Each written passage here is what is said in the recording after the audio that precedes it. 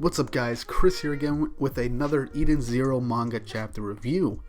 And not just one, but two. This week we actually got two chapters of Eden Zero at once, which is something I don't think has happened before since this series came out, and this is honestly pretty exciting. So I'm going to give two chapters in this one video. I could just split it up into two, but I think it's just better if I just get it all into one single video, as the events of this chapter also tie into the next chapter a bit fluidly.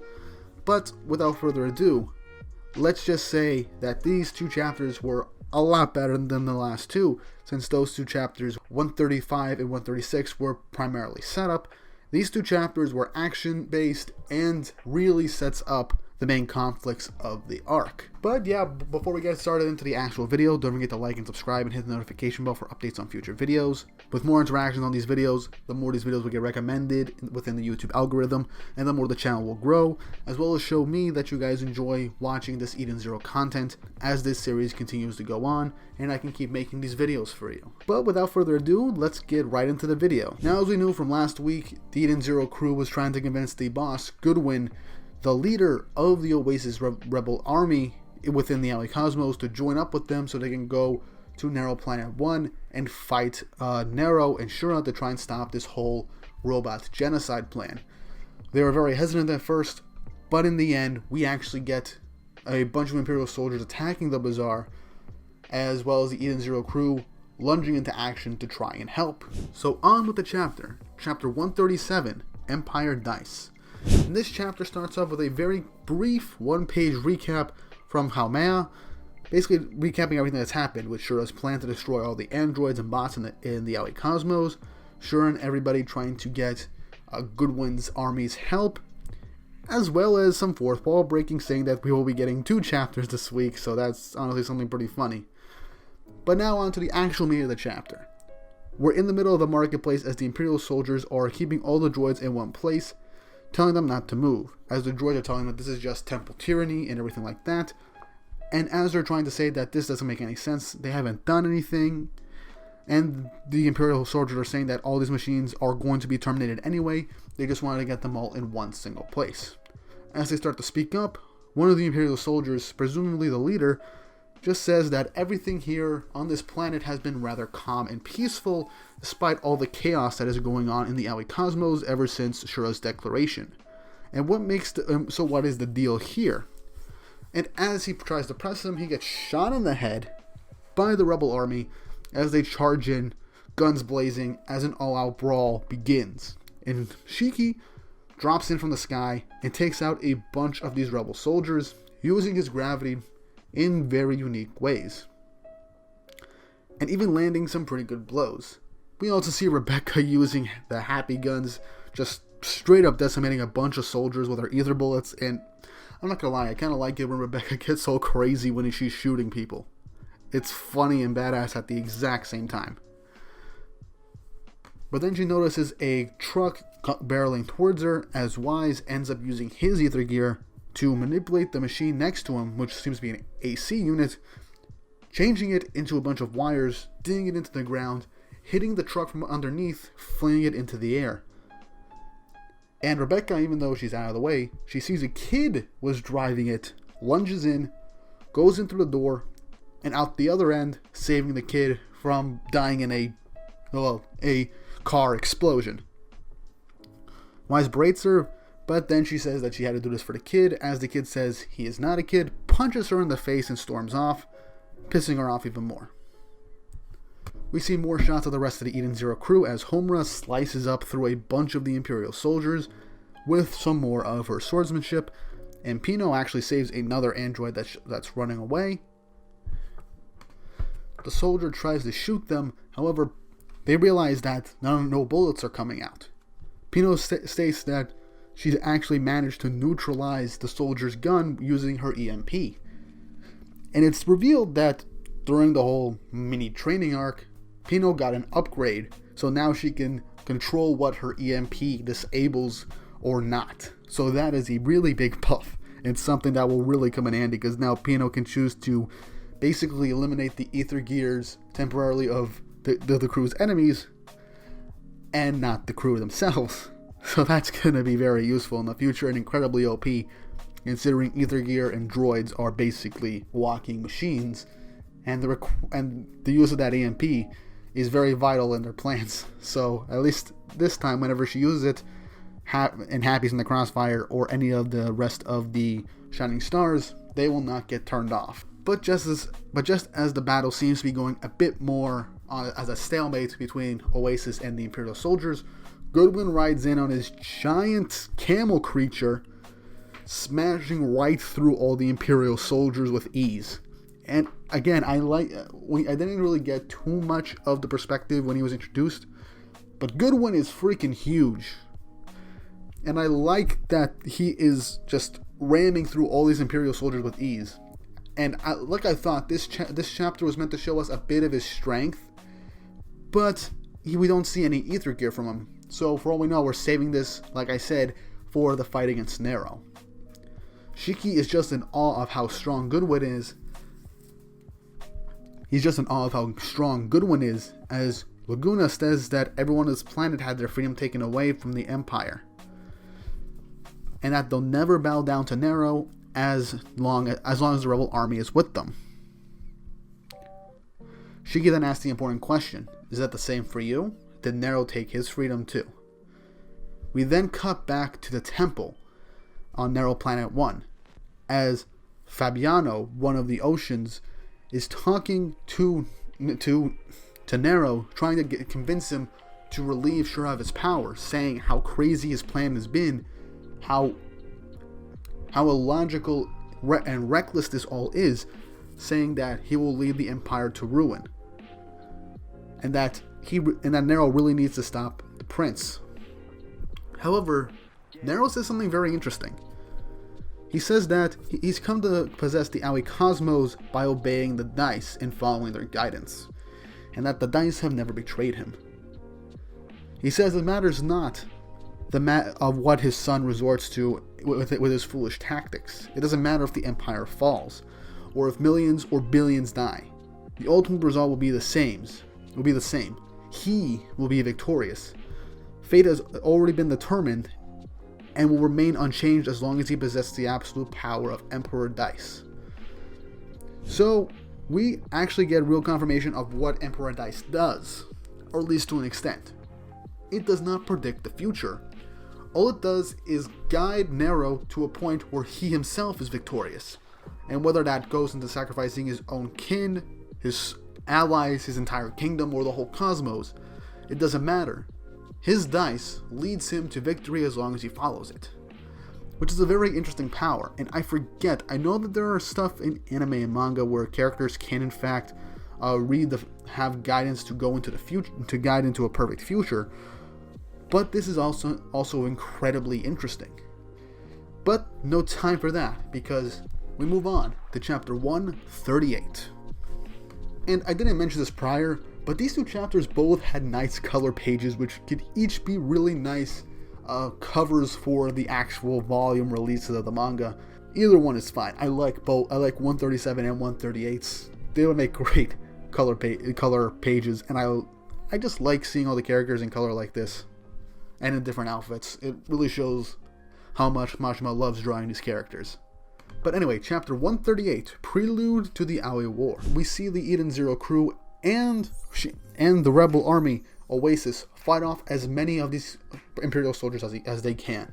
Shiki takes out a bunch of members that are flying around in the air, throwing them to the ground with his gravity powers, as Laguna washes them all away with his Aqua Ether Gear.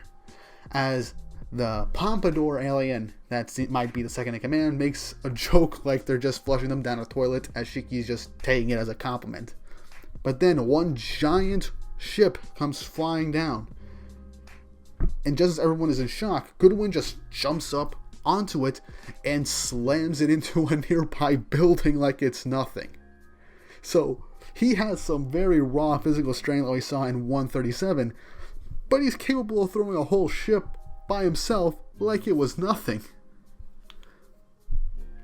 And I like after this, he's like, he's just as surprised as everyone else that he was able to do that, as he just turns so cutesy towards Rebecca and fawning over the fact that she knows how to fight. So one of the Oasis members informs Goodwin that enemy reinforcements are actually on the west side, and that they have to go and try and fight them. However, as the Oasis army is basically worrying about this, Pino gets a transmission from Hermit saying to put them on speaker.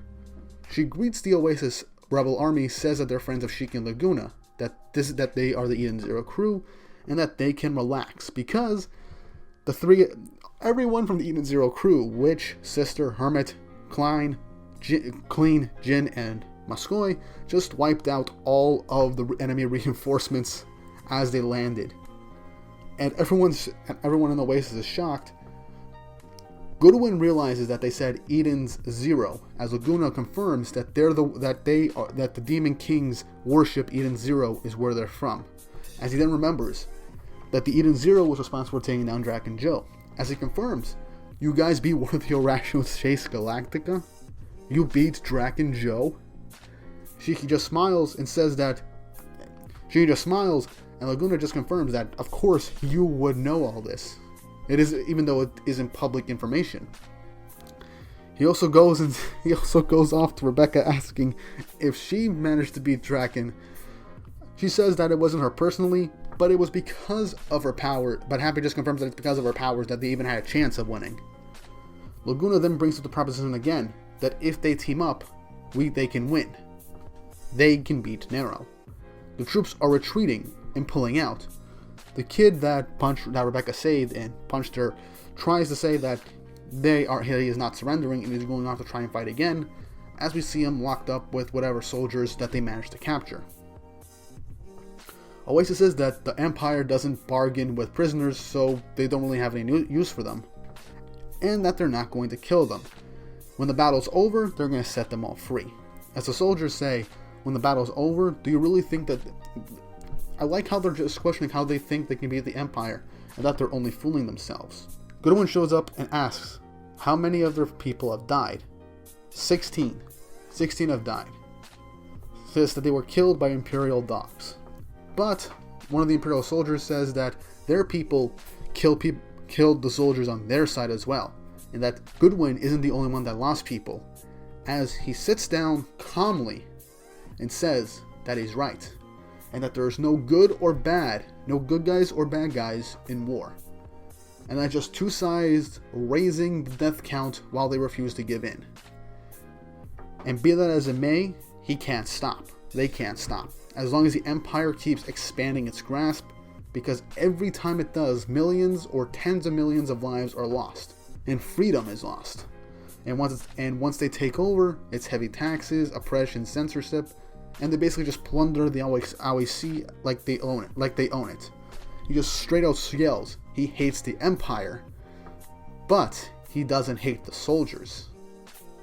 And even gives them an invitation that when the war is over, for all of them to go get a drink sometime, and even watch some Beekeeper concerts. As Homer just says that he is quite a large man, states that it is basically his heart. As Pino says, in that case, Shiki is large as well. As Shiki just basically grabs all the rebel soldiers and says that they're all friends now.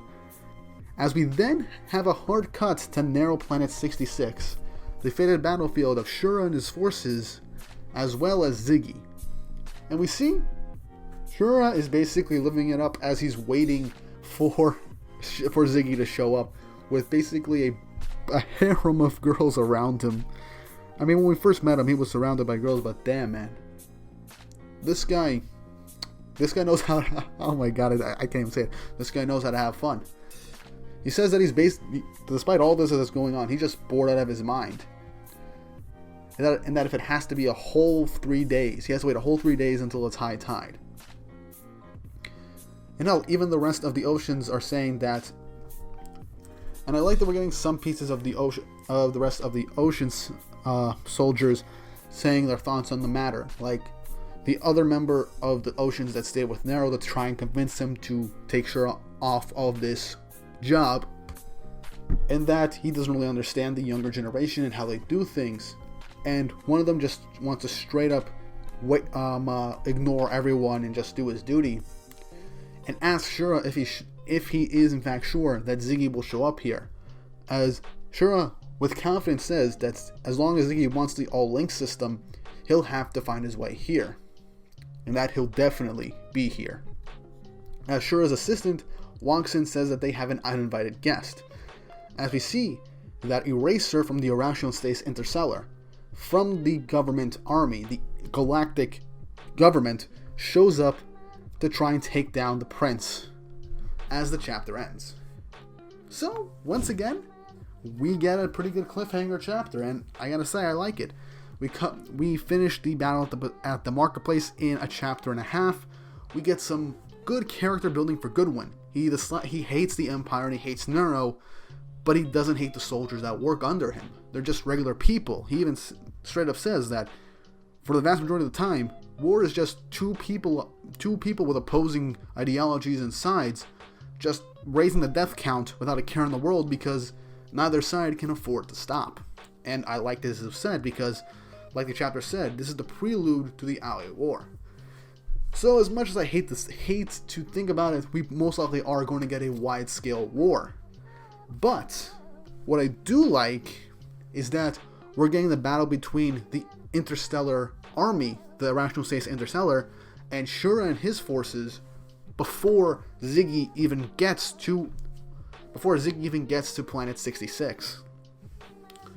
However, there were two members of the Irrational States Interstellar on their way there, while Justice is also there. So that's half of the 6 strongest members of the Galactic Army right there in the Aoi Cosmos. So it could be that they split up their forces. One is going to go fight with Shura with their army, and the other is probably going to go towards Nero, while Justice is just going to keep pursuing Elsie. So I think the next couple of chapters are going to focus on Shura and his group fighting off against Eraser and his group, as we see both sides and all their powers. We'll see the Ocean's Ether Gear powers, how strong they are, as well as see a glimpse of how powerful Shura really is in a fight, because we've only seen him manipulate gravity around him as a type of training. We haven't seen him fight yet. So this is a good way to build up Shura even more, as even before his reveal, he was built up to be an incredibly powerful gravity ether user. And we're also getting set up for a battle against Nero, as he stated that his dice predicted his victory. If he goes along with what the dice says, he will win. So there are definitely going to be at least 2 separate points in this arc. One focusing on Shiki's crew and the Oasis against Nero and his forces on Nero Planet 1, because that's where they are planning to go, since they obviously don't know that the all-link system was on Planet 66. Meanwhile, we'll have Shura and his forces fighting against Eraser and his 3 days before the all-link system is supposed to be active. And then maybe we'll have Elsie interfere in one of these attacks in the meantime. And I do see Shura winning his fight on Planet 66 to help build up how strong he is, and then have Ziggy show up. Then have the two of them fight it out.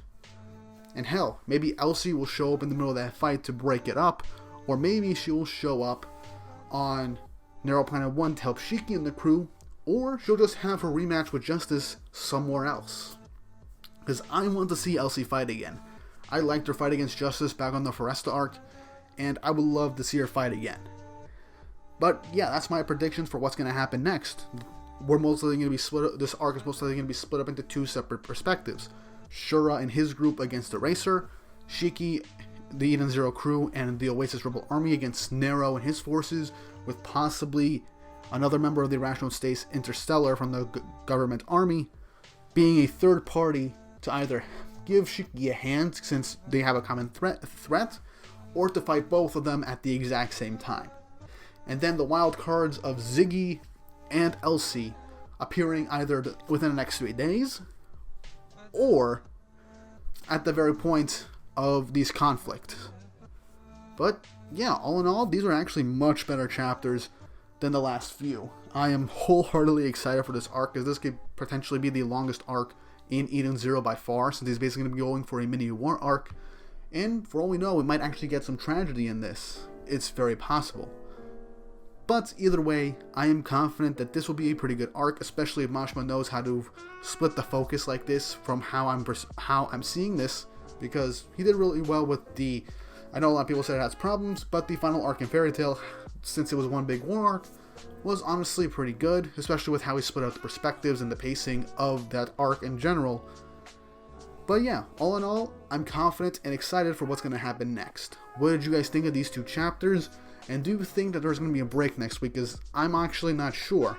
I'll have to find out sometime after this recording. What did you think of that chapter? What do you think is going to happen next? And how do you think this upcoming arc is going to play out? Leave it down in the comments down below. And once again, don't forget to like and subscribe and hit the notification bell for updates on future videos so you can be updated whenever I make an upload. It also shows how much you guys enjoy watching these videos and that you want me to keep doing them. So, with all that said and done, I hope you guys have an awesome day.